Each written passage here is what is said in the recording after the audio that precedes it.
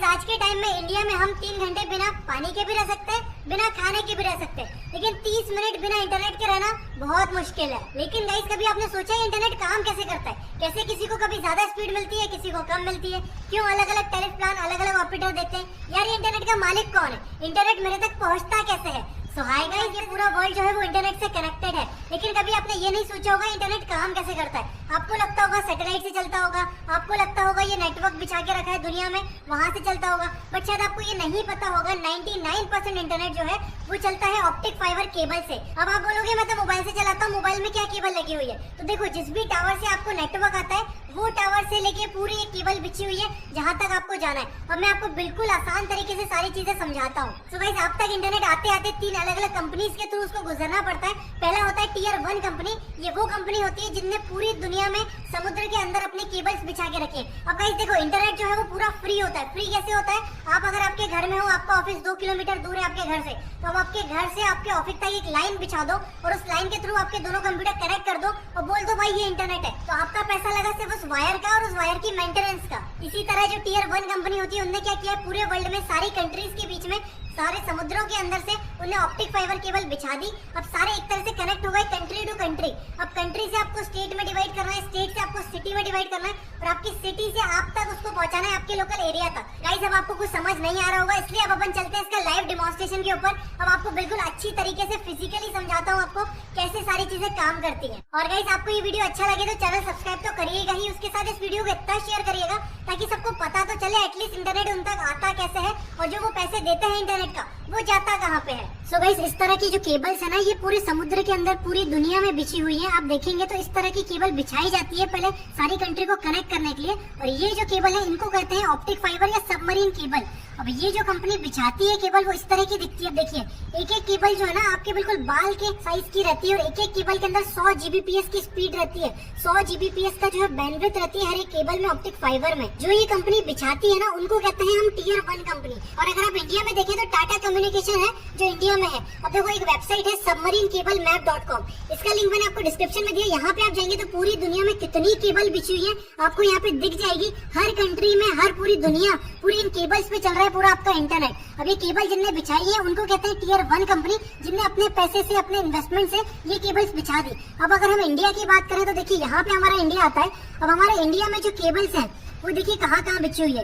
पहली तो इसकी जो केबल है इंडिया में वो है हमारी मुंबई में है इसका लैंडिंग पॉइंट। तो पूरे इंडिया से, अगर पूरे इंडिया में हमारे ऑपरेटर देखिए, हम जियो, एयरटेल, आइडिया, इन लोगों ने अपने टावर लगा के रखे हैं, अपना पूरा सेटअप जमा के रखा है, इंफ्रास्ट्रक्चर बना के रखा है। अब पूरे इंडिया से आप कोई भी वेबसाइट विजिट करोगे जिनके सर्वर्स जो है इंडिया के बाहर है, तो वो लैंडिंग पॉइंट से निकलेगा उनकी केबल्स के थ्रू आपका पूरा डेटा ट्रैफिक, और वो चला जाएगा उस सर्वर तक जिस भी लोकेशन में है। तो सबसे ज्यादा जो ट्रैफिक जाता है वो जाता है मुंबई से। तो यहाँ पे देखिए मुंबई में बहुत सारी केबल्स कनेक्टेड है। उसके बाद आप नीचे आएंगे, यहाँ पे चेन्नई में भी कनेक्टेड है।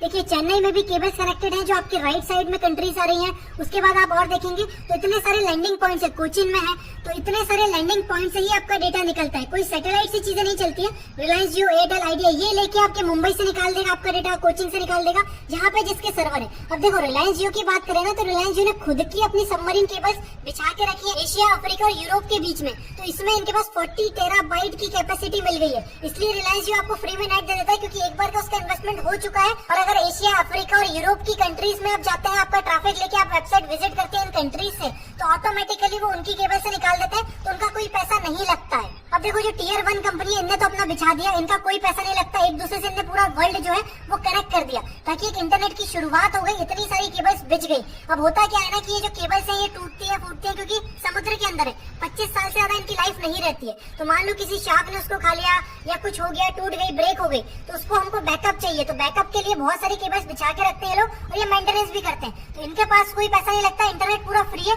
बस इनको एक कनेक्ट करने का पैसा लगा है। तो अब जो टियर 2 कंपनीज होती है वो बोलती है आप इंडिया तक तो ले आए सारी चीजें, अब हमें इंडिया से डायरेक्ट दे दो ताकि हम इंडिया से हमारा पूरा सेटअप जमा लें और हम लोगों से पैसा ले और आपको थोड़ा बहुत पैसा दे दें। तो पर जीबी के हिसाब से इन लोगों को पैसा मिल जाता है टियर 1 कंपनीज को, और ऑटोमेटिकली टियर 2 कंपनी जितने में भी उनसे लेती है पर जीबी उससे और ज्यादा हम तक पहुंचाती है। और इवन हम तक आते आते तो टियर 3 कंपनी और आ जाती है जो बिल्कुल लोकल में चलती है। टिकोना हो गया, हैथवे हो गया, ये लोग टियर 2 से खरीदते हैं, टियर 2 वाले टियर 1 से खरीदते हैं। तो देखो घुमा फिरा के सारी चीजें फ्री है, बस ये सेटअप कॉस्ट, बिछाने की कॉस्ट है।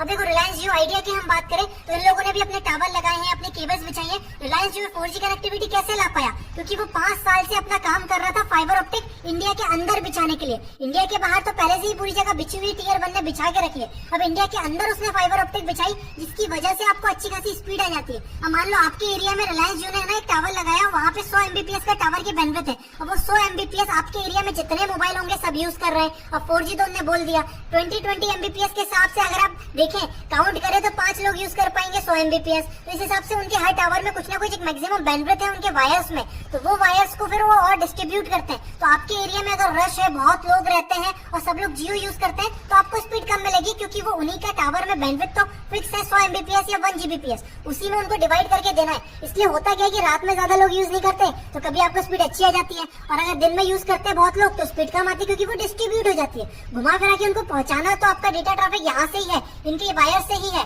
अब एक बात और मैं आपको बताऊं कि जैसे इंडिया में, अब देखो आप यहाँ पे तो बोलोगे, मान लो आपने इंडिया से विजिट किया google.com, तो गूगल का सर्वर इंडिया में तो नहीं है, बाहर है, तो ट्रैफिक यहाँ के थ्रू निकल जाएगा बाहर तक। लेकिन इंडिया में अगर आप यूज करते हैं flipkart.com है, amazon.com है, तो बोलते यह है कि अगर आपकी इंडियन ऑडियंस है और आप अगर वेबसाइट बना रहे हो तो आप इंडिया का सर्वर लो, ताकि ये सबमरीन केबल से इतना लंबा घूमना ना पड़े। इंडिया में ही हम पूरा ट्रैफिक घुमा दे और आपको जल्दी से कनेक्टिविटी मिल जाए। तो अगर आप इंडिया टू इंडिया किसी सर्वर को कनेक्ट करते हैं, फ्लिपकार्ट को, अमेजोन को, इन सब ने इंडिया में बेंगलोर में सर्वर्स बना के रखे, तो ऑटोमेटिकली जिस भी सिटी से होंगे ऑटोमेटिकली बेंगलोर वाले सर्वर में कनेक्ट हो जाओगे, तो ये सबमरीन तक आपका डेटा गया ही नहीं। लेकिन अगर आप प्रॉक्सी यूज करोगे तो प्रॉक्सी लेके जाएगी आपको पहले यूएसए, फिर यूएसए से वापस लाएगी इंडिया, इसलिए बोलते हैं प्रॉक्सी में जो है वो स्पीड कम हो जाती है। अब देखो इंडिया में एक निक्सी बनाया हुआ है, न्यूट्रल इंटरनेट एक्सचेंज। इसमें क्या है कि जो इंडिया के सर्वर्स हैं, इंडिया में जितने ऑपरेटर हैं, जितने आईएसपी हैं, इंटरनेट सर्विस प्रोवाइडर, उन सबको मिला के एक चीज बना दी गई निक्सी करके।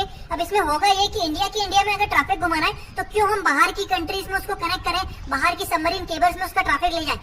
इंडिया में रखेंगे तो हमारी सिक्योरिटी बढ़ जाएगी, प्राइवेसी बढ़ जाएगी। अब आधार कार्ड का डेटा ले लो, आधार कार्ड का डेटा अगर आप इंडिया के बाहर सर्वर में रखोगे तो ये ऑटोमेटिकली इन सबमरीन केबल से जाएगा, तो बाहर की कंट्रीज के ऑपरेटर लोगों को भी पता चल जाएगा कि ट्रैफिक क्या जा रहा है। इसलिए आधार कार्ड को प्राइवेट रखने के लिए, बहुत सारी चीजें प्राइवेट रखने के लिए इंडिया में ही हम सर्वर बनाते हैं, और इंडिया में ही हम लोगों ने छोटे छोटे सब जितने ही आईएसपी यूज हो रहे हैं, टियर 2 टियर 3, इन सबको जोड़ के एक निक्सी करके चीज बना दी कि इंडिया में कुछ विजिट करना चाहेगा तो अंदर ही अंदर घुमा के उसको वहां तक पहुंचा देंगे केबल्स के थ्रू। तो यहाँ पे आप आएंगे ना, तो यहाँ पे ये दिखाता है, देखो कितना एक्सचेंज डेटा जाता है। तो देखो यहाँ पे बकायदा बताएगा आज इस टाइम पे मुंबई से कितना जीबी का डेटा जा रहा है पर सेकेंड। तो देखो मुंबई का ट्रैफिक, सबसे पूरे इंडिया का ट्रैफिक मुंबई के थ्रू जाता है। 80 से 90% ट्रैफिक जो भी है मुंबई की सबमरीन केबल से जाता है। तो देखो यहाँ पे आपको बताएगा बिल्कुल पर डे के हिसाब से कि आपको कितने जीबीपीएस के पोर्ट चल रही है मुंबई में। तो देखो 52 जीबीपीएस जा रहा है मुंबई से इसका ट्रैफिक। और देखोगे आप रात को 12 बजे से सुबह 8 बजे तक ज्यादा ट्रैफिक नहीं जाता है, क्योंकि इंडियन लोग जो हमें सोते हैं रात में तो ज्यादा यूज नहीं होता डेटा।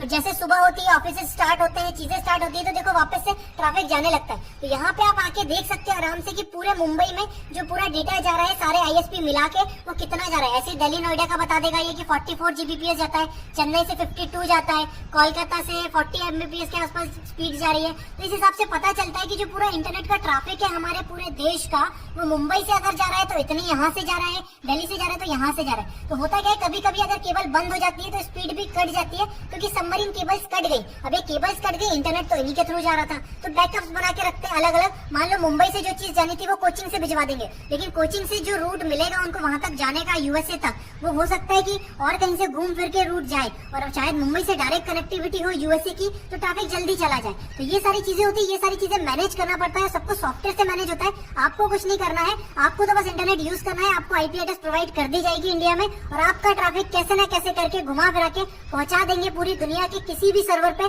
जहाँ पे सर्वर लिस्टेड है। तो इंटरनेट जो है वो है तो पूरा फ्री, कॉस्ट आती है मेंटेनेंस की, कनेक्टिविटी की, और आप तक वो इंफ्रास्ट्रक्चर पहुंचाने की। अब मैं आपको बताता हूँ, कोई आप विजिट करते हैं कोई वेबसाइट, तो जो आपका ट्रैफिक है वो कहाँ से जाता है। तो गाइस देखिए, मैंने ये कमांड प्रॉम्प्ट खोल लिया। यहाँ पे अगर आप विंडोज के पीसी यूज करते हैं तो एक कमांड होता है ट्रेस आरटी, उसके आगे जिस भी डोमेन का नाम लिखेंगे उसकी आईपी रिजॉल्व हो जाएगी। और अब ये जो है ये पूरा बताएगा कि आपके घर से लेके google.com के सर्वर तक कितनी जगह बीच में कनेक्शन बना, और ये कनेक्शन आपको बताएगा। अपन इसकी आईपी निकाल के देखेंगे। तो वैसे ये पूरी प्रोसेस कंप्लीट हो गई। तो गूगल की जो आईपी एड्रेस है वो ये है, यहाँ तक हमको जाना है हमारे घर से। तो ये जो आईपी है ये मेरे मॉडेम की है, मतलब पहले कंप्यूटर से मेरे मॉडेम तक गया। उसके बाद अब इस आईपी की मैं आपको लोकेशन दिखाऊं तो देखिए, यहाँ पे इस आईपी की लोकेशन आ रही है भोपाल, मतलब उसके बाद ये भोपाल वाले एयरटेल के सर्वर से गया। उसके बाद अब इस आईपी की अपन लोकेशन देखते हैं। अब देखिए 182 वाली जो आईपी है ये आ रही है दिल्ली की। तो ये उसके बाद मेरे भोपाल से सीधा गया इसका ट्रैफिक दिल्ली पे, और दिल्ली का ये एयरटेल का सर्वर ही बता रहा है भारतीय एयरटेल लिमिटेड। इसके बाद अब अपन ये वाली आईपी देखते हैं, ये कहाँ की आईपी है। तो ये इससे पता चलेगा हमको कि दिल्ली के बाद जो है